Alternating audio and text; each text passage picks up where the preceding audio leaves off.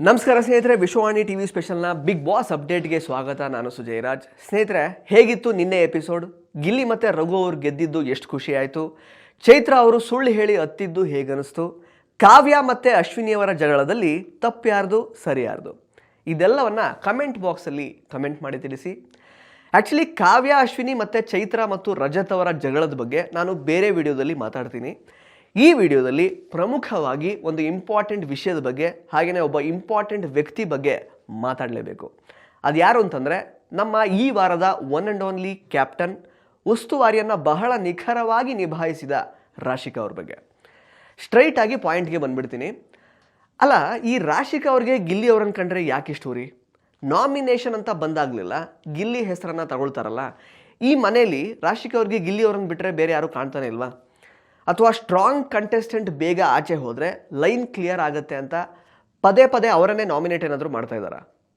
ಅಕಸ್ಮಾತ್ ರಾಶಿಕಾ ಅವರ ಮೈಂಡಲ್ಲಿ ಗಿಲ್ಲಿ ಸ್ಟ್ರಾಂಗ್ ಕಂಟೆಸ್ಟೆಂಟ್ ಅನ್ನೋದೇ ಇದ್ದರೆ ಅಟ್ಲೀಸ್ಟ್ ಈ ವಿಷಯದಲ್ಲಾದರೂ ಅವ್ರಿಗೆ ಫರ್ಮ್ ಡಿಸಿಷನ್ ತಗೊಳ್ಳುವಂತಹ ಕೆಪಾಸಿಟಿ ಇದೆ, ಅವರ ಯೋಚನೆಯಲ್ಲಿ ಕ್ಲಾರಿಟಿ ಇದೆ ಅಂತ ನಾವು ಒಪ್ಕೊಳ್ತೀವಿ. ಆದರೆ ಅವರ ಪ್ರಕಾರ ಗಿಲ್ಲಿ ಒಬ್ಬ ಕಾಮಿಡಿಯನ್ನು, ಬರೀ ಕಾವು ಕಾವು ಅಂತ ಹೇಳ್ತಾ ಇರ್ತಾರೆ, ಎಲ್ಲರನ್ನ ಕಾಲೆಳಿತಾ ಇರ್ತಾರೆ. ಇವ್ರಿಗೆ ಯಾಕೆ ಜನ ಇಷ್ಟಪಡ್ತಾರೆ, ಇವ್ರಿಗೆ ಯಾಕೆ ಜನ ಓಟ್ ಹಾಕ್ತಾ ಇದ್ದಾರೆ ಅನ್ನೋದು ಬಹುಶಃ ರಾಶಿಕಾ ಅವ್ರ ತಲೆಯಲ್ಲಿ ಇರುತ್ತೆ. ಆದರೆ ವಿಪರ್ಯಾಸ ಅಂತ ಗೊತ್ತಾ, ನನಗೆ ಇನ್ಫ್ಯಾಕ್ಟ್ ಈ ವಿಡಿಯೋದಲ್ಲಿ, ಈ ಬಿಗ್ ಬಾಸ್ ಅಪ್ಡೇಟ್ ವಿಡಿಯೋದಲ್ಲಿ ಅವ್ರ ಬಗ್ಗೆ ಮಾತಾಡಬೇಕು ಅಂತಂದರೆ, ರಾಶಿಕಾ ಅವರು ಗಿಲ್ಲಿನ ನಾಮಿನೇಟ್ ಮಾಡಿದ್ದೇ ಕಾರಣ ಅನ್ನೋದು ಬಹುಶಃ ಅವ್ರಿಗೂ ಗೊತ್ತಿರಲ್ಲ.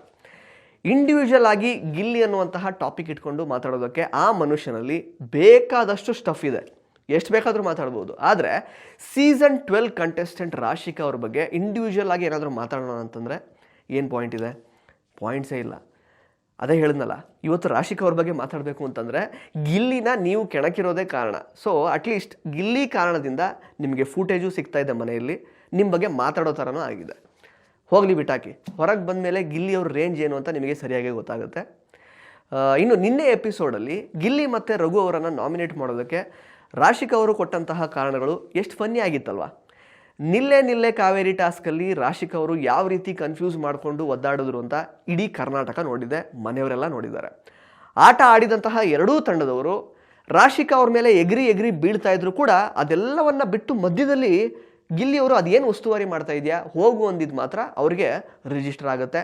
ಅದು ಮಾತ್ರ ತಪ್ಪಾಗಿ ಕಾಣಿಸುತ್ತೆ. ಅದು ಮಾತ್ರ ಕ್ಯಾಪ್ಟನ್ ಮೇಲೆ ತೋರಿಸಿದಂತಹ ಅಗೌರವದ ರೀತಿ ಕಾಣಿಸುತ್ತೆ. ಸೂಪರ್ ರಾಶಿಕಾ ಅವರೇ, ನಾಮಿನೇಟ್ ಮಾಡುವಾಗ ನೀವು ಕೊಟ್ಟಂತಹ ರೀಸನ್ ಕೇಳಿ ಸೀಕ್ರೆಟ್ ರೂಮಲ್ಲಿ ಇದ್ದಂತಹ ರಕ್ಷಿತಾ ಅವ್ರಿಗೇ ನಗು ಬಂದ್ಬಿಡ್ತು. ಇನ್ಫ್ಯಾಕ್ಟ್ ಅಲ್ಲ, ಒಂದು ವಿಷಯ ನಂಗೆ ನಿಜವಾಗ್ಲೂ ಅರ್ಥ ಆಗಿಲ್ಲ. ಇಡೀ ಮನೇಲಿ ನಿಮ್ಮನ್ನು ಅದು ಯಾರು ಹೋಗಿ ಬನ್ನಿ ಅಂತ ಮಾತಾಡಿಸ್ತಾ ಇದ್ದಾರೆ ನನಗಂತೂ ಗೊತ್ತಿಲ್ಲ. ಅಷ್ಟೇ ಯಾಕೆ, ಮೊನ್ನೆ ಬಂದಿರುವಂತಹ ನಮ್ಮ ರಜತ್ ಅವರು ಕೂಡ ನಿಮ್ಮನ್ನು ಹೋಗು ಬಾ ಅಂತಲೇ ಮಾತಾಡ್ಸೋದಲ್ವ? ಆದರೆ ಅದಕ್ಕೆ ನೀವೇನು ಹೇಳಲ್ಲ. ಬಟ್ ಗಿಲ್ಲಿ ಮಾತ್ರ ನಿಮಗೆ ತಪ್ಪಾಗಿ ಕಾಣಿಸ್ತಾರೆ. ಅವ್ರು ಹೋಗು ಬಾ ಅಂದಿದ್ದು ಮಾತ್ರ ನಿಮಗೆ ಏನೋ ಬೇರೆ ಥರ ಅಗೌರವದ ರೀತಿ ಕಾಣಿಸುತ್ತೆ.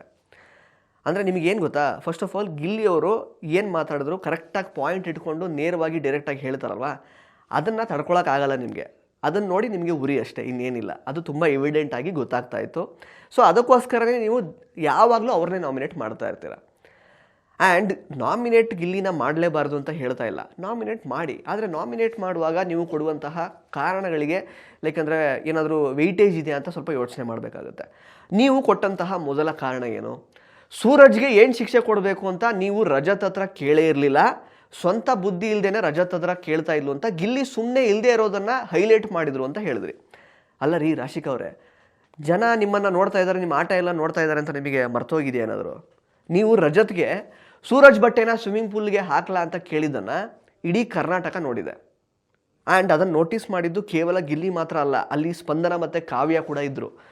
ಅದ್ರ ಬಗ್ಗೆ ಅಲ್ಲೇ ಅವ್ರು ಮಾತಾಡಿದ್ದಾರೆ ಕೂಡ. ಆದರೆ ನಿಮಗೆ ಕಾಣಿಸಿದ್ದು ಕೇವಲ ಗಿಲ್ಲಿ ಮಾತ್ರ. ಇದು ಯಾವ ಥರ ಸೆಲೆಕ್ಟಿವ್ ವಿಷನ್ ನಿಮ್ಮದು ಅಂತ ನನಗೆ ನಿಜವಾಗ್ಲೂ ಅರ್ಥ ಆಗಿಲ್ಲ. ದಯವಿಟ್ಟು ಇದನ್ನು ನೀವೇ ನಮಗೆ ಅರ್ಥ ಮಾಡಿಸ್ಬಿಡಿ. ಆ್ಯಂಡ್ ಗಿಲ್ಲಿ ವಿಷಯನ ಬಿಟ್ಟಾಕಿ, ನಿಮ್ಮ ಸ್ನೇಹಿತ ಸ್ವತಃ ಸೂರಜ್ ಅವರೇ ನೀವು ಯಾವ ರೀತಿ ಬಣ್ಣ ಬದಲಾಯಿಸ್ತೀರಾ, ರಜತ್ ಬಂದ ಮೇಲೆ ನೀವು ಯಾವ ರೀತಿ ಚೇಂಜ್ ಆಗಿದ್ದೀರಾ ಅಂತ ಇಡೀ ಮನೆ ಮುಂದೆನೇ ನಿಮ್ಮ ಬಂಡವಾಳವನ್ನೆಲ್ಲ ಬಿಚ್ಚಿಟ್ರು. ಅದಕ್ಕೇನು ಹೇಳ್ತೀರಾ? ಅದಕ್ಕೆ ನೀವೇನು ಹೇಳಲಿಲ್ಲ, ಸ್ವಲ್ಪ ಜಗಳ ಆಡಿದ್ರಿ, ಆಮೇಲೆ ಒಂದಾಗ್ಬಿಟ್ರಿ. ಯಾಕೆ ಅಂತಂದರೆ Suraj is very cute, but Gilli is just A silly comedian ಅಲ್ವಾ? ಅದು ಬಿಟ್ಟಾಕಿ. ಎರಡನೇ ಪಾಯಿಂಟ್ ಏನು ಹೇಳಿದ್ರಿ ನೀವು? ಉಸ್ತುವಾರಿಗೆ ಹೇಳುವಂತಹ ರೀತಿಯಲ್ಲಿ ನೀನು ಹೇಳಬೇಕು ಅಂತ ಹೇಳಿದ್ರಿ. ನಿಮ್ಮನ್ನು ರಘು ಮತ್ತು ಮಾಳು ಅವರು ನಾಮಿನೇಟ್ ಮಾಡಿದಾಗ ನೀವು ಯಾವ ರೀತಿ ರಿಯಾಕ್ಟ್ ಮಾಡಿದ್ರಿ, ನೀವು ಅವ್ರ ಮೇಲೆ ಯಾವ ರೀತಿ ಎಗರು ಬಿದ್ದಿರಿ ಅಂತ ಗಿಲ್ಲಿ ಅವರು ಅಲ್ಲೇ ನಿಮಗೆ ಜ್ಞಾಪಿಸಿದ್ರು. ಇನ್ಫ್ಯಾಕ್ಟ್ ಅದಕ್ಕೆ ನಿಮ್ಮ ಬಾಯಲ್ಲಿ ಉತ್ತರನೇ ಬರಲ್ಲ. ಬದಲಾಗಿ ನೀನು ನನ್ನನ್ನು ಕೆಳಗಾಕಿ ಮಾತಾಡ್ತಾ ಇದೆಯಾ, ಕ್ಯಾಪ್ಟನ್ ಮಾತಿಗೆ ನೀನು ಬೆಲೆನೇ ಕೊಡಲ್ಲ, ಕಾವ್ಯ ಹೇಳಿರೋ ಮಾತಿಗೆ ಬೇರೆಯವ್ರಿಗೆ ಸಾರಿ ಕೇಳ್ತೀಯ ಅಂತೆಲ್ಲ ಹೇಳ್ತೀರಾ. ರಾಶಿಕ್ ಅವರೇ, ನೀವು ಒಂದು ಅರ್ಥ ಮಾಡ್ಕೋಬೇಕು, ಗಿಲ್ಲಿ ಅಟ್ಲೀಸ್ಟ್ ಕಾವ್ಯ ಅವ್ರ ಮಾತಿಗೆ ಬೆಲೆ ಕೊಡ್ತಾರೆ. ಅದು ಫ್ರೆಂಡ್ಶಿಪ್ಗೆ ಅವ್ರು ಕೊಡುವಂತಹ ವ್ಯಾಲ್ಯೂ. ನಿಮ್ಮ ಥರ ಯಾರೋ ಏನೋ ಮಾತಾಡ್ತಾ ಇದ್ದಾರೆ, ಏನೋ ಬೇರೆ ಥರ ನರೇಟಿವ್ ಬಿಲ್ಡ್ ಆಗ್ತಾ ಇದೆ ಅನ್ನೋ ಕಾರಣಕ್ಕೆ ಬೇರೆಯವ್ರು ಹೇಳಿದ ತಕ್ಷಣ ಸೂರಜ್ ಹತ್ರ ಹೋಗ್ಬಿಟ್ಟು ನಾವು ಇನ್ಮೇಲೆ ಮಾತಾಡೋದು ಬೇಡ ಅದು ಇದು ಅಂತ ಡವ್ ಎಲ್ಲ ಮಾಡಲ್ಲ ಗಿಲ್ಲಿಯವರು. ಗಿಲ್ಲಿ ಯಾರನ್ನೋ ಇಂಪ್ರೆಸ್ ಮಾಡಬೇಕು ಅಂತ ಇಲ್ಲಿ ತನಕ ಆಟ ಆಡೇ ಇಲ್ಲ. ಗಿಲ್ಲಿ ಥರ ಆಟ ಆಡ್ಕೊಂಡು ಬಂದಿದ್ದಾರೆ. ಆ್ಯಕ್ಚುಲಿ ನಿಮ್ಮ ಥರ 80 ದಿನ ಆದರೂ ಕೂಡ ಬರೀ ಟಾಸ್ಕ್ ಅಂತ ಬಂದಾಗ ಆ್ಯಕ್ಟಿವ್ ಆಗೋದು, ಬೇರೆ ವಿಷಯದಲ್ಲಿ ಯಾವುದೇ ಕ್ಲಾರಿಟಿ ಇಲ್ಲದೇ ಕನ್ಫ್ಯೂಸ್ಡ್ ಆಗಿ ಮಿಕ ನೋಡ್ತಾ ಇರೋದು, ಅದೆಲ್ಲ ಮಾಡಿಲ್ಲ ಅವರು. ಸಿಕ್ಕಾಪಟ್ಟೆ ಕ್ಲಾರಿಟಿ ಇದೆ ಗಿಲ್ಲಿ ಅವ್ರಿಗೆ. ಹೋಗಲಿ ಬಿಟ್ಟಾಕಿ. ಗಿಲ್ಲಿ ಅಂತಂದರೆ ನಿಮಗೆ ಆಗೋದೇ ಇಲ್ಲ. ಅವ್ರನ್ನ ಕಂಡ್ರೆ ನಿಮಗೇನೋ ಗ್ರಡ್ಜು, ಫೈನ್, ಅದಕ್ಕೋಸ್ಕರ ನೀವು ಏನೇನೋ ರೀಸನ್ ಕೊಟ್ಟು ನಾಮಿನೇಟ್ ಮಾಡಿದ್ರಿ, ಅದನ್ನು ಅಕ್ಸೆಪ್ಟ್ ಮಾಡ್ಕೊಳ್ಳೋಣ. ಆ್ಯಕ್ಚುಲಿ ನಿಮ್ಮ ರಿಯಲ್ ಫೇಸ್ ಯಾವಾಗ ಆಚೆ ಬಂತು ಗೊತ್ತಾ? ರಘು ಅವ್ರಿಗೆ ಸಿಲ್ಲಿ ರೀಸನ್ ಕೊಟ್ಟು ನಾಮಿನೇಟ್ ಮಾಡಿದ್ರಲ್ಲ ಆವಾಗ. ರಘು ಅವರು ಇನ್ಫ್ಯಾಕ್ಟ್ ಈ ವಾರದಲ್ಲಿ ಯಾವ ರೀತಿ ಟಾಸ್ಕ್ಗಳಲ್ಲಿ ಆಟ ಆಡಿದ್ದಾರೆ, ಯಾವ ರೀತಿ ಅವ್ರ ಮನೆಯಲ್ಲಿ ಅವರ ಪ್ರೆಸೆನ್ಸ್ನ ಸಾಬೀತು ಮಾಡ್ಕೊಂಡಿದ್ದಾರೆ ಅಂತ ಇಡೀ ಕರ್ನಾಟಕ ನೋಡಿದೆ. ಎಲ್ಲ ಆಟಗಳಿಗೂ ಉಸ್ತುವಾರಿ ಆಗಿದ್ದಂತಹ ನಿಮಗೆ ಮಾತ್ರ ಅದು ಕಾಣಿಸ್ತಾ ಇಲ್ಲ. Wow, what a pity. Seriously Raghu ಅವರು ಯಾಕಂದರೆ ಮನೆಯಲ್ಲಿ ಅರ್ಹತೆ ಇಲ್ಲದಿರೋ ವ್ಯಕ್ತಿ ಥರ ನಿಮಗೆ ಕಾಣಿಸ್ತಾರ? ನಿಮಗೆ ಯಾವ ಆ್ಯಂಗಲಿಂದ ಕಾಣಿಸ್ತಾರೋ ನನಗಂತೂ ಗೊತ್ತಾಗಿಲ್ಲ. ಅದೇನೋ ಓಪನ್ ಅಪ್ ಆಗ್ತಾ ಇಲ್ವಂತೆ, ಡಿಸಿಷನ್ ಸರಿಯಾಗಿ ಅವರು ಹೇಳಲ್ವಂತೆ. ಎಂಥ ಕಾಮಿಡಿ ಮಾರೆ ನಿಮ್ಮದು. ರಾಶಿಕ್ ಅವರೇ, ನಿಮ್ಮ ಪುಣ್ಯ ರಘು ಅವರು ನೀವು ಕೊಟ್ಟಂತಹ ರೀಸನ್ಗಳಿಗೆ ಜಗಳ ಆಡೋದಕ್ಕೆ ಅಲ್ಲಿ ಬರಲಿಲ್ಲ. ಯಾಕೆ ಅಂತಂದರೆ ಅವ್ರಿಗೆ ಗೊತ್ತು ಸಿಲ್ಲಿ ಪೀಪಲ್ ಜೊತೆ ಆರ್ಗ್ಯೂ ಮಾಡಿದರೆ ಯಾವುದೇ ಸುಖ ಇಲ್ಲ ಅಂತ. ಆ್ಯಂಡ್ ಪ್ಲಸ್ ನೀವೇನೇ ಹೇಳಿದ್ರು ವ್ಯಾಲ್ಯೂ ಇಲ್ಲ. ಯಾಕೆ ಅಂತಂದರೆ ಏನೇ ಇದ್ರೂ ಎಲ್ಲ ಗೇಮ್ ಮೇಲೆ ನಿಂತಿರೋದು ಅಂತ ನಮ್ಮ ರಘು ಅವರಿಗೆ ಸರಿಯಾಗಿ ಕ್ಲಾರಿಟಿ ಇದೆ. ಹಾಗಾಗಿ ಅವ್ರೇನು ನಿಮ್ಮ ಹತ್ರ ಜಗಳ ಆಡೋಕ್ಕೆ ಬಂದಿಲ್ಲ.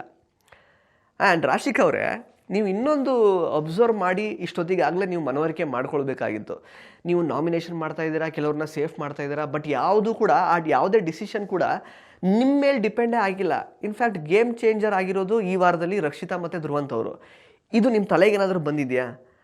ಫಸ್ಟ್ ಆಫ್ ಆಲ್ ನೀವು ಈ ವಾರ ಸುಮ್ಮನೆ ನಾಮಕಾವಸ್ಥೆ ಕ್ಯಾಪ್ಟನ್ ಅಷ್ಟೇ. ನೀವು ಏನೇ ಡಿಸೈಡ್ ಮಾಡಿದ್ರು ಅದಕ್ಕೆ ಬೆಲೆನೇ ಇಲ್ಲ. ಗಿಲ್ಲಿ ರಘುನ ನಾಮಿನೇಟ್ ಮಾಡಿ ಆಚೆ ಕಳಿಸ್ಬೇಕು ಅಂತ ಡಿಸೈಡ್ ಮಾಡಿಕೊಂಡು ನೀವು ನಾಮಿನೇಟ್ ಮಾಡಿದ್ರಿ. ಬಟ್ ಗೇಮಲ್ಲಿ ಗೆದ್ದು ರಘು ಮತ್ತು ಗಿಲ್ಲಿ ಅವರು ಸೇಫ್ ಆದರು. ಮತ್ತು ನಿಮ್ಮ ರಜತ್ ಮತ್ತು ಧನುಷ್ ಅವರು ನಾಮಿನೇಟ್ ಆಗೋದ್ರು. ಈಗಲಾದರೂ ನಿಮಗೊಂದು ಸ್ವಲ್ಪ ಒಂದು ಇಂಟ್ರಾಸ್ಪೆಕ್ಷನ್ ಆಗಬೇಕಾಗಿತ್ತು. ಹೌದಲ್ವಾ, ನನ್ನ ಡಿಸಿಷನಿಗೆ ಏನು ಈ ವಾರ ಬೆಲೆನೇ ಇಲ್ವಲ್ಲ ಅಂತ. ಬಟ್ ನಿಮಗೆ ಇವಾಗ ಆಗಲ್ಲ ಬಿಡಿ, ಯಾಕೆಂತಂದರೆ ನಿಮಗೇನು ಇವಾಗ ಐಡಿಯಾ ಇಲ್ವಲ್ಲ. ಸೀಕ್ರೆಟ್ ರೂಮಲ್ಲಿರುವಂತಹ ನಮ್ಮ ರಕ್ಷಿತಾ ಮತ್ತು ಧ್ರುವಂತ್ ಅವರು ಒಳಗಡೆ ಬಂದ ಮೇಲೆ ಮೋಸ್ಟ್ಲಿ ಗೊತ್ತಾಗುತ್ತೆ ನಾನು ಕ್ಯಾಪ್ಟನ್ ಆಗಿದ್ದು ಹೌದು, ಬಟ್ ನಾನು ಕ್ಯಾಪ್ಟನ್ ಥರನೇ ಇರಲಿಲ್ಲ ಈ ವಾರ ಅಂತ, ನಂದೇನೂ ನಡೀಲೇ ಇಲ್ಲ ಅಂತ ನಿಮಗೆ ಮೋಸ್ಟ್ಲಿ ಅವಾಗ ಗೊತ್ತಾಗ್ಬೋದು. ಇರಲಿ. ಇನ್ನು ರಜತ್ ಅವ್ರನ್ನ ಸೇಫ್ ಮಾಡುವಾಗ ನೀವು ಕೊಟ್ಟಂತಹ reason it was actually EPIC.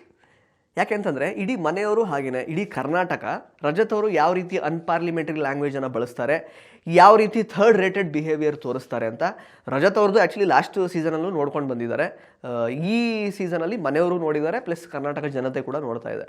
ಆದರೂ ಕೂಡ ನಿಮಗೆ ಅವರು ಜೆನ್ಯೂನ್ ಆಗಿ ಕಾಣಿಸ್ತಾರೆ.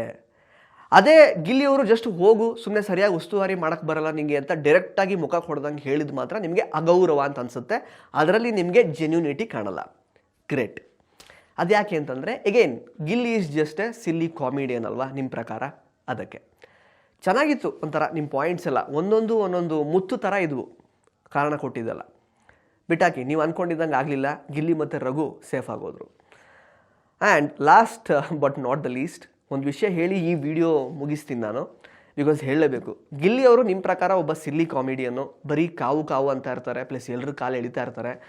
ಅವರಿಗೆ ಏನೋ ಲೈಕ್ ಅಂದರೆ ಅವ್ರಿಗೇನೋ ಒಂದು ದೊಡ್ಡ ಟಾಸ್ಕಲ್ಲೆಲ್ಲ ಸಖತ್ತಾಗೇನು ಆಟ ಆಡಲ್ಲ. ಇನ್ಫ್ಯಾಕ್ಟ್ ಹಂಗೆ ಅಂದ್ಕೊಂಡು ನೀವು ತಲೆಯಲ್ಲಿ ಏನೇನೋ ತುಂಬಿಕೊಂಡಿದ್ರೆ ತಪ್ಪು ಅದು. ಈ ಸಲ ಅವ್ರು ಚೆನ್ನಾಗಿ ಆಟ ಆಡಿದ್ದಾರೆ ಟಾಸ್ಕ್ಗಳಲ್ಲಿ. ಅಫ್ಕೋರ್ಸ್ ನೀವು ಅದಕ್ಕೂ ಹೇಳ್ಬೋದು ಇವಾಗ ಅವರೊಬ್ಬರೇ ಆಟ ಆಡಿಲ್ಲ ಹಾಗೆ ಹಿಂಗೆ ಅಂತ, ಗಿಲ್ಲಿ ಹೇಟರ್ಸ್ ಎಲ್ಲ, ಬಟ್ ಅವ್ರು ಆಟ ಆಡಿದ್ದಾರೆ. ಆದರೆ ನಿಮ್ಮ ಪ್ರಕಾರ ಇದೆಲ್ಲ ಒಪಿನಿಯನ್ ಇದೆ. ಆದರೆ ಹೊರಗಡೆ ಇರುವಂತಹ ಜನಗಳಿಗೆ ಗಿಲ್ಲಿ ಅವರು ಸಿಲ್ಲಿ ಕಾಮಿಡಿಯನ್ ಅಲ್ಲ, ಬೇರೆಯವರ ತಪ್ಪನ್ನು ಎದುರೆದುರೇ ಹೇಳುವಂತಹ ಕೆಪಾಸಿಟಿ ಇರುವಂತಹ most cherished, most celebrated human. Bigg Boss season 12ಅಲ್ಲಿ ಕನ್ನಡ ಸಿನಿಮಾಗಳು, ಹಾಡುಗಳು ಮತ್ತು ಸಂಭಾಷಣೆಗಳ ಮಿನಿ ಎನ್ಸೈಕ್ಲೋಪೀಡಿಯಾ ಅಂತ ಯಾರಾದರೂ ಇದ್ದರೆ ಅದು ಗಿಲ್ಲಿ ಮಾತ್ರ ಅಂತ ನಿಮಗೆ ಗೊತ್ತಾ? ಅದು ಜನಗಳಿಗೆ ಗೊತ್ತು. ನೀವು ಕಾಮಿಡಿಯನ್ ಅಲ್ಲ, ಆ್ಯಕ್ಟರ್ ಅಲ್ವಾ? ಬೇರೆದೆಲ್ಲ ಬಿಟ್ಟಾಕಿ ನಿಮ್ಮದೇ ಮನದ ಕಡಲು ಸಿನಿಮಾದ ಭಟ್ರು ಬರೆದಿರುವಂತಹ ಟೈಟಲ್ ಟ್ರ್ಯಾಕ್ನ ಹಾಡಿನ ಒಂದೆರಡು ಸಾಲುಗಳನ್ನು ಅಥವಾ ನೀವಿರುವಂತಹ ಹಾಡಿನ ಸಾಲುಗಳನ್ನು ಜಸ್ಟ್ ಮನೆ ಒಳಗಡೆ ಹೇಳಿಬಿಡಿ ಸಾಕು, ನೀವೊಬ್ಬ ಟ್ಯಾಲೆಂಟೆಡ್ ಆ್ಯಕ್ಟರ್ ಅಂತ ನಾವೆಲ್ಲ ಒಪ್ಕೊಳ್ತೀವಿ. ಆ್ಯಂಡ್ ಇಡೀ ಬಿಗ್ ಬಾಸ್ ಸೀಸನಲ್ಲಿ ಕನ್ನಡದ ಸಾಕಷ್ಟು ಹಾಡುಗಳನ್ನು, ಕನ್ನಡದ ಸಾಕಷ್ಟು ಪಾಪ್ಯುಲರ್ ಡೈಲಾಗ್ಸ್ಗಳನ್ನು, ಕೆಲವೊಂದಷ್ಟು ಸೀನ್ಸ್ಗಳನ್ನು ಸಂದರ್ಭಕ್ಕೆ ತಕ್ಕ ಹಾಗೆ ಮೆಮೊರೈಸ್ ಮಾಡಿಕೊಂಡು ಸ್ಪಾಟಲ್ಲೇ ಇಂಪ್ರೂವೈಸ್ ಮಾಡಿಕೊಂಡು ಡೆಮಾನ್ಸ್ಟ್ರೇಟ್ ಮಾಡುವಂತಹ ಸ್ಪಾಂಟ್ಯಾನಿಟಿ ಇರುವಂತಹ ನಮ್ಮ ಟ್ಯಾಲೆಂಟೆಡ್ ಗಿಲ್ಲಿ ಅವ್ರ ಬಗ್ಗೆ ನಿಮಗೇನು ಗೊತ್ತು? ನಿಮಗೇನು ಗೊತ್ತಿಲ್ಲ. ಅವರು ನಿಮ್ಮ ಪ್ರಕಾರ ಜಸ್ಟ್ ಒಬ್ಬ ಸಿಲ್ಲಿ ಕಾಮಿಡಿಯನ್ ಅಲ್ವಾ? ಹಾಗೇ ಇರಲಿ, ಚೆನ್ನಾಗಿ ಆಟಾಡಿ. ಹೊರಗಡೆ ಬಂದಮೇಲೆ ಗಿಲ್ಲಿ ಕ್ರೇಜ್ ನೋಡಿ ಮಂತ್ರ ಮುಗ್ಧರಾಗದಿರಿ. ಧನ್ಯವಾದಗಳು. ಇಂಟ್ರೆಸ್ಟಿಂಗ್ ಮತ್ತು ಇನ್ಫಾರ್ಮೇಟಿವ್ ವಿಡಿಯೋಗಳನ್ನ ಮಿಸ್ ಮಾಡ್ಕೋಬೇಡಿ. ಈಗಲೇ ಸಬ್ಸ್ಕ್ರೈಬ್ ಮಾಡಿ.